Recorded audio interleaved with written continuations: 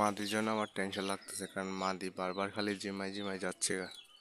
কোনো দুর্বল হয়ে আবার অসুস্থ হয়ে মারা যাবে কিনা টেনশন লাগতেছে।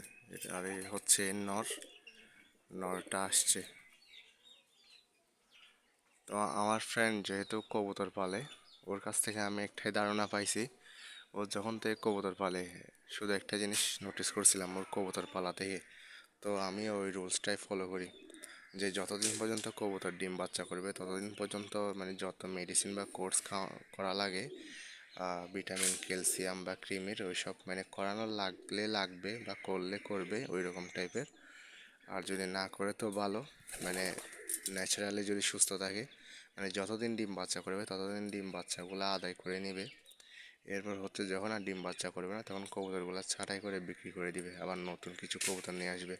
বাস এইভাবে চলতে থাকবে, মানে যতদিন তার কাছে ডিম বাচ্চা করবে ততদিন কবুতরগুলো রাখবে। যখন তার কাছে হচ্ছে না তখন বাইরে সেল করে দিবে। পরে যদি ওর কাছে হয় তো হবে, আর না হলে ও যা করে আর কি। তো আমি ওই সিস্টেমটাই ফলো করি। আমার কাছে কবুতর যা আছে সব যতদিন পর্যন্ত ডিম বাচ্চা করবে তো করবে।